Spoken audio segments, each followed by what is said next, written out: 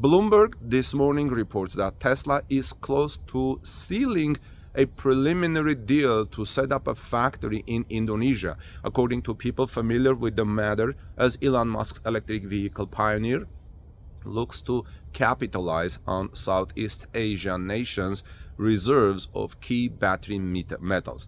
I don't like to report on people familiar with the matters, but in this place it's reporting on Bloomberg. The plant would produce as many as 1 million cars a year, the people said, in line with Tesla's ambition to have all its factories globally reach that capacity. The discussions include plans around multiple facilities in the country serving different functions across production and the supply chain, one of the people said. A deal hasn't been signed and the agreement could still fall through, said the people, asking not to be identified as the talks are confidential. Again, this is per Bloomberg report. At this Torque News YouTube channel, I have filed several reports in the past about a possible Tesla Gigafactory in Indonesia. I have also reported that Tesla may build battery cells in Indonesia because of the country's rich natural resources and local laws not allowing to export raw materials abroad. Now, Korea, Japan are interesting locations for a Tesla Gigafactory, but just not cost efficient versus Indonesia. The others are tough due to language barriers or plagued with corruption. Malaysia missed out as the new prime minister just came on board, so Indonesia may be a very good location. Indonesia has been on my Tesla Gigafactory short list for about 2 years now. As I've reported on that, the country has many advantages for Tesla as a second factory in Asia and the main raw material and nickel supplier with a population of 273 million, I believe. However, I am now taking these reports with a little grain of salt, friends, because last month we reported that Tesla is on the verge of making a decision in favor of Gigafactory in Mexico, and there were a lot of supporting arguments and local reports on that. However, no news yet on more developments. Having said this, I wouldn't be surprised if Tesla announces 3 new gigafactories in the next several months in Indonesia, Mexico, and Canada. Where do you think Tesla will build its next gigafactory? Indonesia, Mexico, Canada, or elsewhere? All of them will be announced this year or only one? Let's see what else is happening with Tesla. Tesla builds collision center in Reno, Nevada with area for semi-truck repair. In other words, Tesla plans to build a collision center in Reno, Nevada with space to repair Tesla semi-trucks.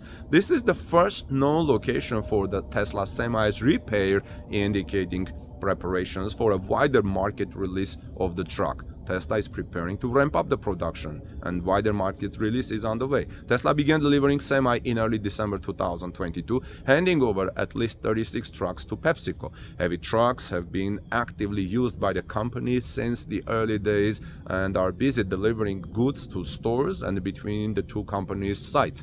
Like any other vehicle, Tesla Semi will eventually need maintenance, and the manufacturer has begun preparations for this. This is a very serious movement on the part of Tesla.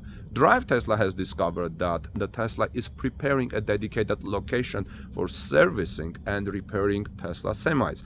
It makes good sense and is about time for doing this, friends, because if you are already selling and delivering semi trucks, you need a special dedicated center to service them, to maintain them.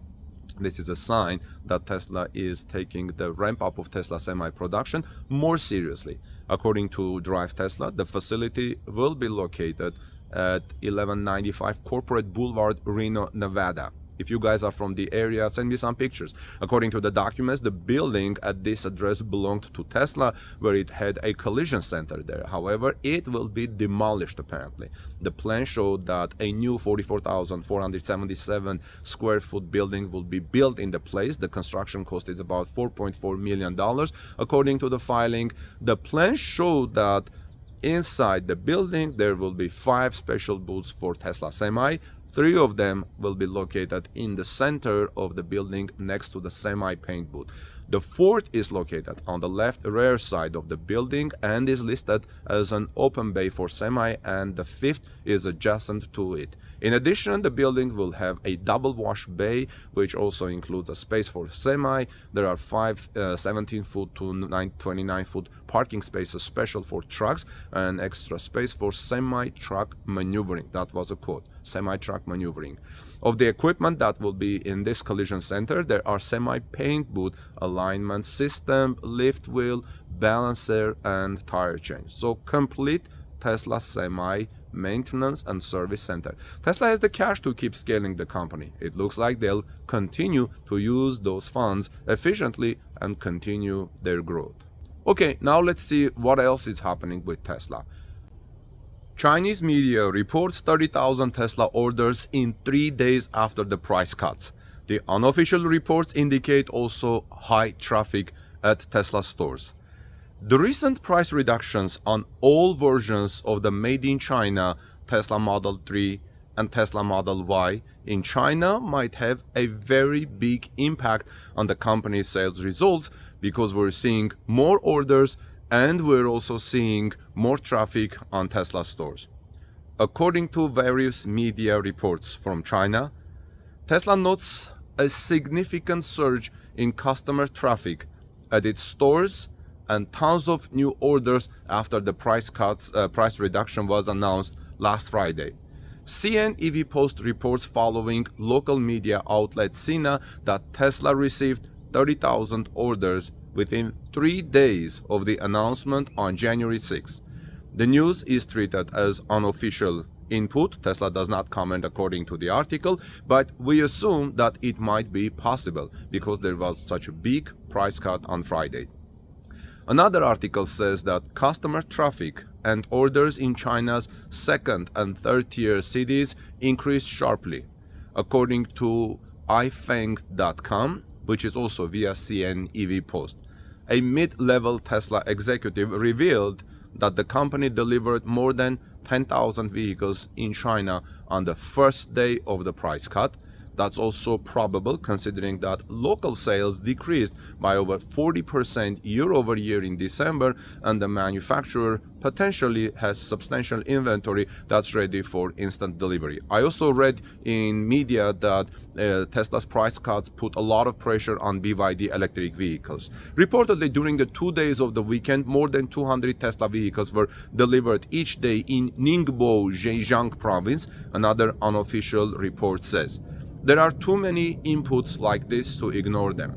We also saw that 2 out of 3 Tesla Model Y versions in China, rear-wheel drive and long-range all-wheel drive, have a slightly longer delivery times for new orders, 2 to 5 weeks instead of 1 to 4 weeks previously, which I reported. The Tesla Model Y is vastly more popular than Tesla Model 3 in China right now, about 2.5 to 1. The other cars require 1.4 weeks of waiting. See my previous reports on that, friends.